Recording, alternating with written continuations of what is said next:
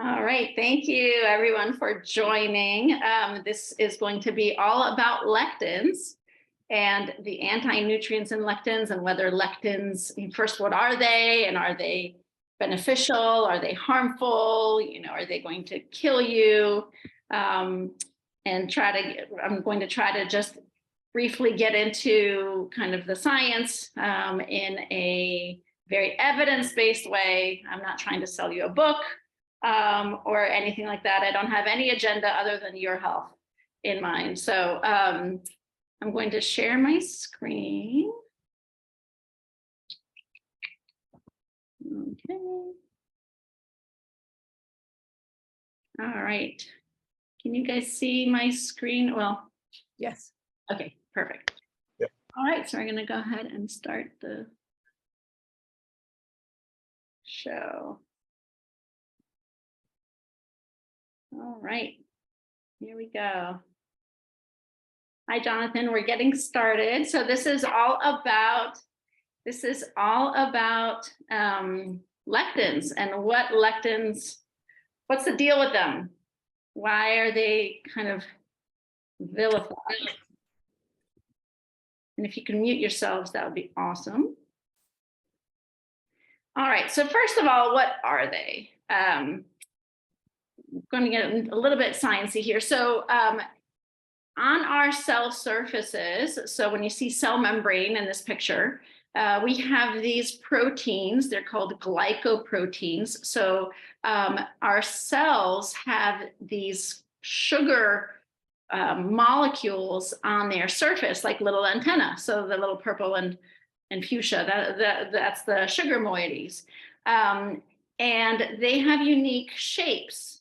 And they're used in cell signaling pathways. They are used to kind of help cells move around. And what lectins are proteins. Lectins are a type of protein that will recognize and bind the sugar. So here in this picture, you see that there's a bacteria there. And on their surface, they have a lectin, which is a protein, and it's recognizing one of the molecules of the sugar on this cell. And so lectins can do a whole host of things, but basically they do it by binding these carbohydrates on the surface of cells. And bacteria actually can use them to get into the cell. Viruses like influenza can kind of use these and crawl and go into the cell. So it's really quite interesting. So the sugars that are on the surfaces of our cells are important for many reasons. But some bacteria, viruses, fungi can take advantage of them and go into the cell. Other species like plants can use them for defense mechanisms. So really every animal, virus, plant, crustacean, everything has lectins, these proteins that bind carbohydrates.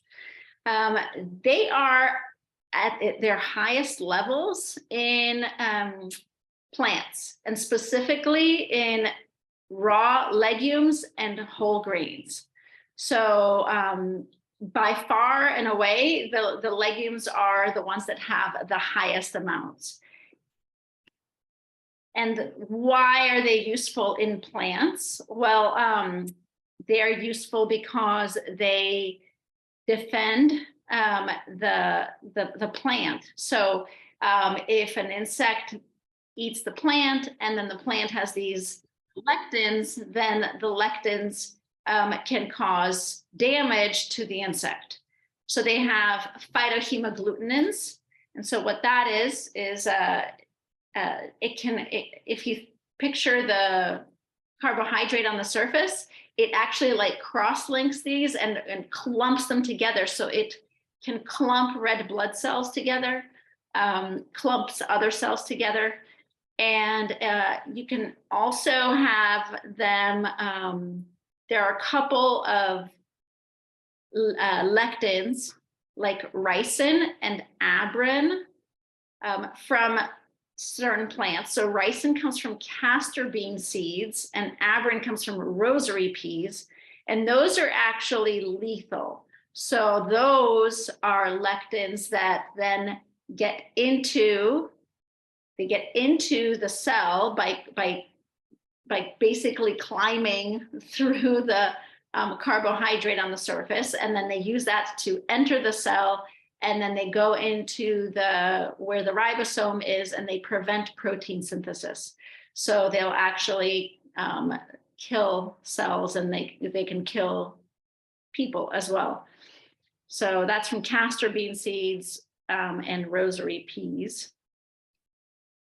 Now, as we talked about, kind of most plants, actually all plants have lectins, and lectins, in fact, can cause illness. So the issue is that they have to be in the active state. So proteins, if they are cooked, they will denature. So instead of maintaining their shape, they will basically fall apart. And they don't renature, they don't come back when they're cooled to their original state. So when you have lectins in the active state, they can cause all sorts of GI issues that can last for several hours: diarrhea, nausea, vomiting, abdominal pain, bloating.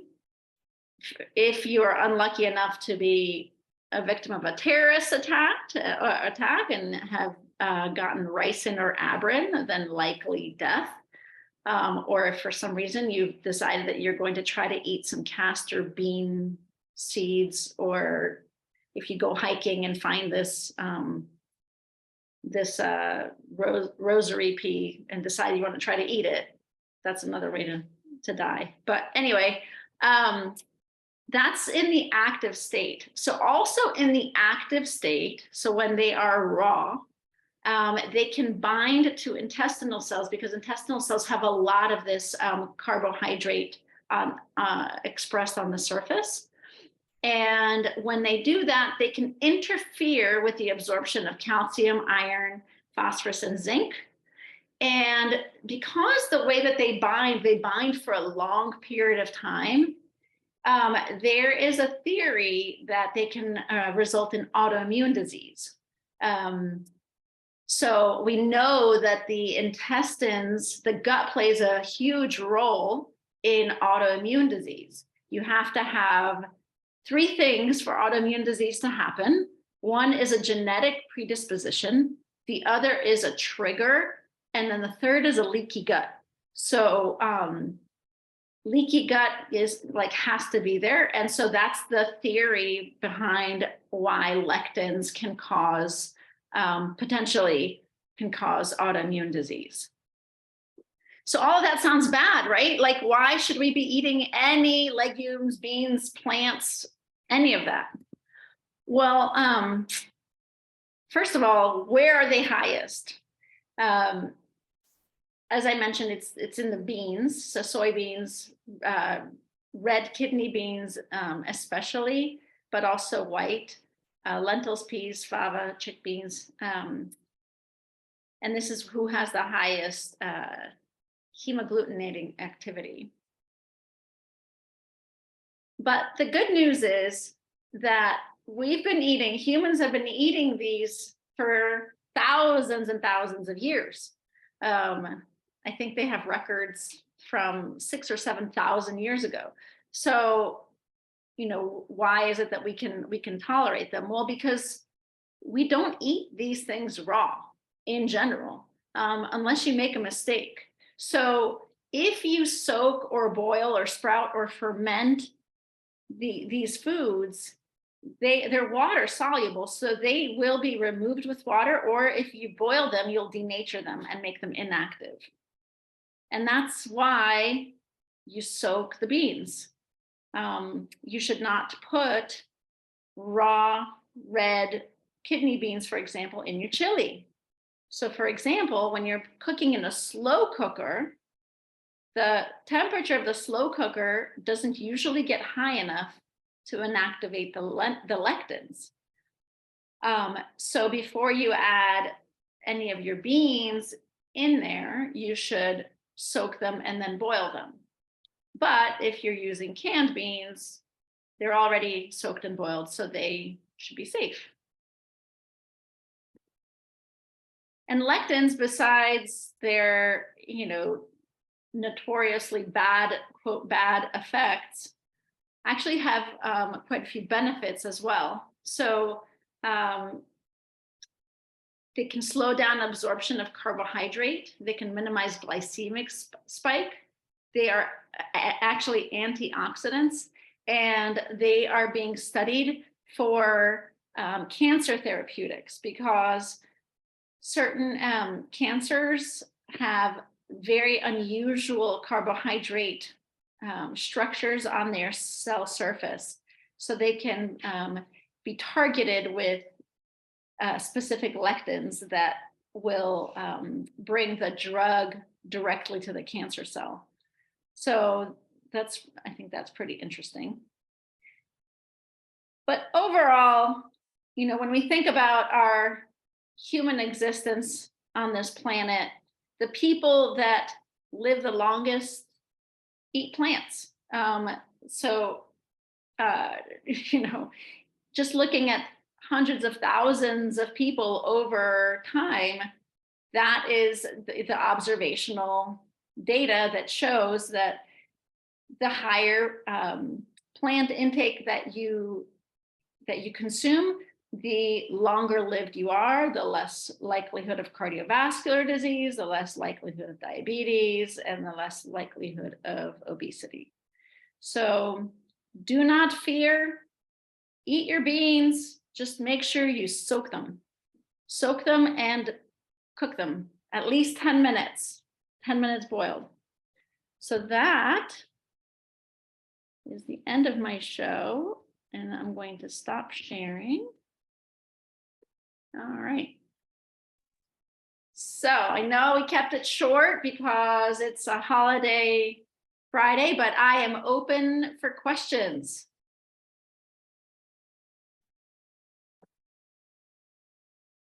Sorry, just had to unmute.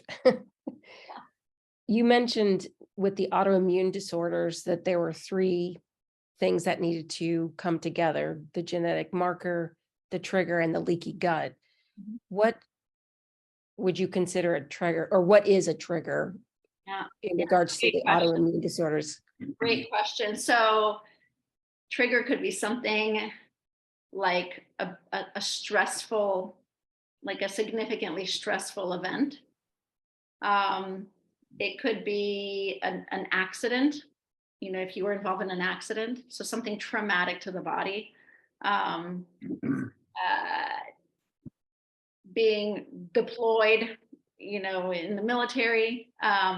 If you got really sick from like COVID or another illness, that could be a trigger. What other things? It's just a huge number of things that can cause a trigger, and it really depends on the person. But generally speaking, there's some traumatic or emotional or stressful event on the body, whether it's ingestion of a toxin or it's kind of an endless number of things, and it's different for everyone. But those are just some examples. So if the leaky gut wasn't present and the trauma or the stressor occurred, right, are you suggesting that people would not get the autoimmune disorder? Yeah. So there are people, for example, let's talk about let's just talk about celiac disease. So there are people that have the HLA DQ2, I don't remember the exact number and letter combinations, but there are people who have that and never get celiac disease. So or other people who have genetic predisposition to you know, if their whole family has had some kind of an autoimmune disorder, you know, lupus or scleroderma or some other type of autoimmune disease, and they never get it. They have the predisposition of the genetics. But if they've lived a very kind of, you know, calm life with great food intake their whole life, then they may not have that trigger that causes, you know, the leaky gut that has the predisposition. What happens is with a leaky gut, now you're getting these proteins that are coming in that normally don't come in, and your body notices them, thinks of them as self, and so now it starts making immune cells against yourself. So the leaky gut is important. So if the leaky gut is fixed or healed, is the autoimmune disorder reversed or eliminated, cured? Sadly, autoimmune disorders, generally speaking, are never completely reversed, only because your body makes memory cells that never go away. So if you, Jason raised his hand. Okay, hang on, Jason, I got you. So if you have memory cells against something, they never go away, but they could be calmed down. They can be, shh, you know, you don't need to get angry. You go sit on the side and just relax. So you can see somebody's titers go down if they have, you know, low inflammation, and they practice like an anti-inflammatory diet, for example, then you see that the titers start to go down. But they'll never go, I don't want to say never, because I have seen some like ANAs reverse, but the memory cells don't go away, and that's not something I test. You know, we can test for like routinely in a commercial lab. Like that's something that you would test if you were in a research lab. Okay. Yeah. And Jason, you raised your hand. Yes, I have a question. For the autoimmune disease, it's more or less, the question is it, or does one develop an autoimmune disease, or can it be congenital, or a combination of both? Okay, so you have to have some genetic predisposition. So some people just don't have a genetic predisposition to autoimmune disease. When they get inflamed, they get other things. Maybe they'll get, you know, cancer, or maybe they'll get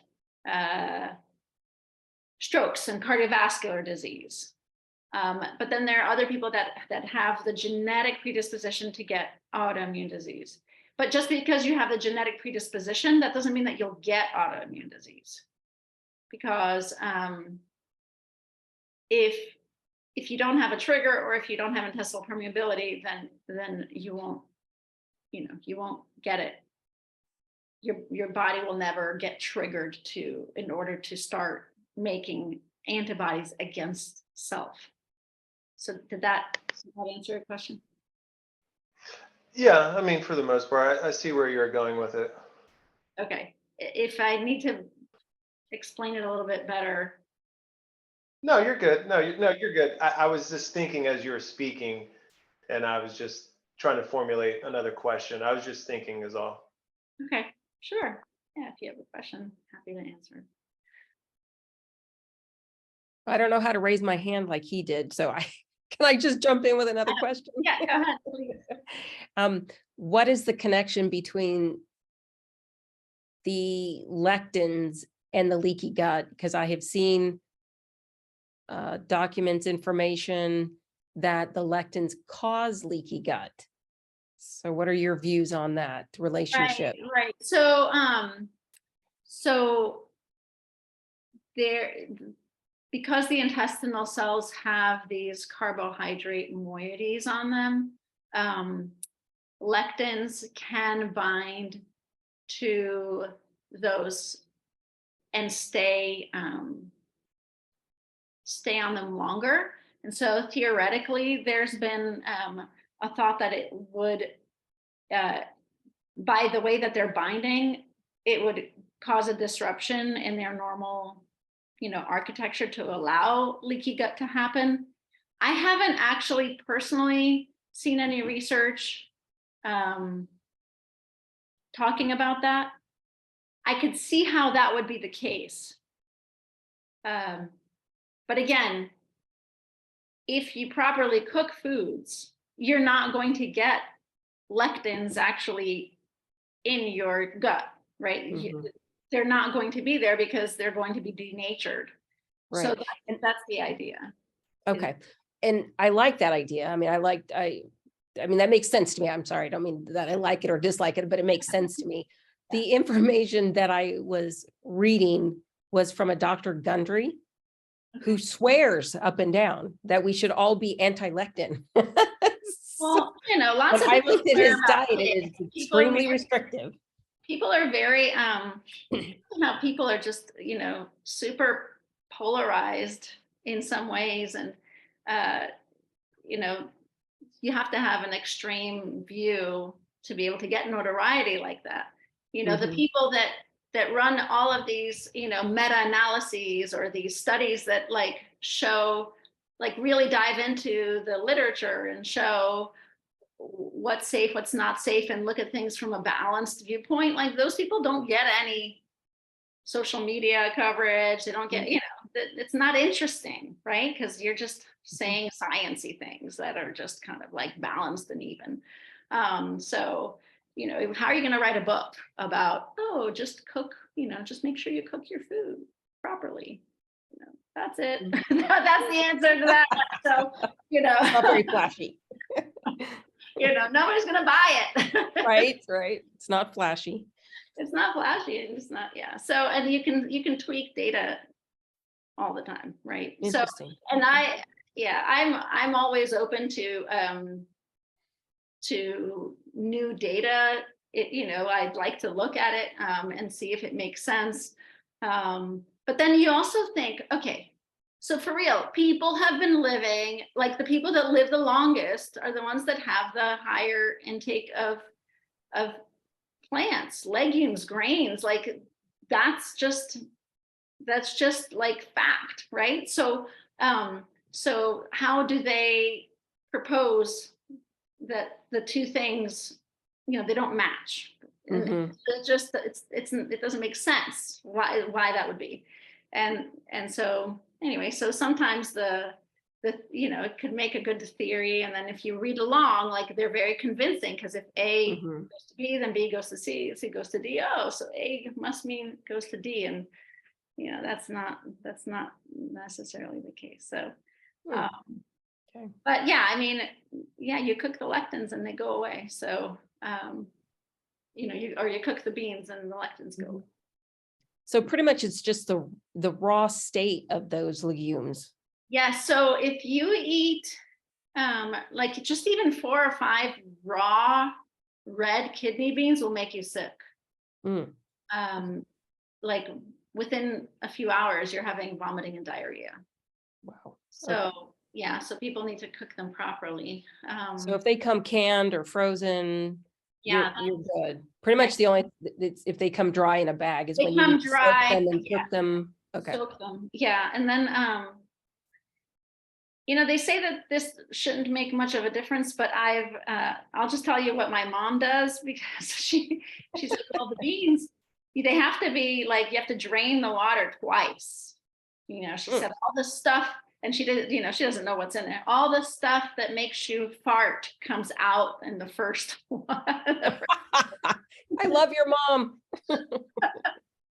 Comes out in the first one. So, and that may be, partly the issue with lectins, causing the bloating and because I have heard that too, that when you use canned beans, you should drain and rinse them. I don't know, yeah, I don't recall there being a number of times to do it, but I do recall reading that it's recommended that you rinse the beans. And I guess because of similar to what your mom is saying, is that if anything is going to leach from the beans or the legumes, it will be in that first water, watery substance they're they're packed in. Yes, yes, yes. Yeah, so yeah, as long as you put them over a strainer, rinse them off, Good. nice Okay. clean beans, and you're not concerned about toxicity. Okay. All right, any other questions I can answer? I can share a trigger from my own personal experience. I know we're trying to get out of here, but you mentioned celiac, which I just found out after 30 years that I have to deal with. But it wasn't until I got surgery and I had to take medication from that surgery, which really kicked my symptoms into overdrive. And then the leaky gut and things started coming from that. But just sharing one of my own personal triggers. So definitely medication is something that would kick that in the overdrive. Yes, thank you. Thank you for mentioning medication. So NSAIDs, and nonsteroidal anti-inflammatories, Advil, Aleve, that kind of thing, steroids. So thank you, Jonathan, for bringing that up. Yeah. So again, you can have the genetic predisposition your whole life and be fine and be eating, pizza and spaghetti and pancakes all day long and be fine. And then something happens, whammo, and now you don't know what's going on because now you're having all these symptoms. And then you can't get to the bottom of it. And then you find out you have celiac disease, for example. So that's an example of the trigger. All right. Okay. Well, anything else? Nope. Well, thank you guys for joining. I really appreciate it on this Friday of Memorial Day weekend. I hope you guys enjoy. And if you have any questions, just don't hesitate to reach out. Thank you. So much. Thanks, Kathy. Welcome. Thanks. Thank you. Bye.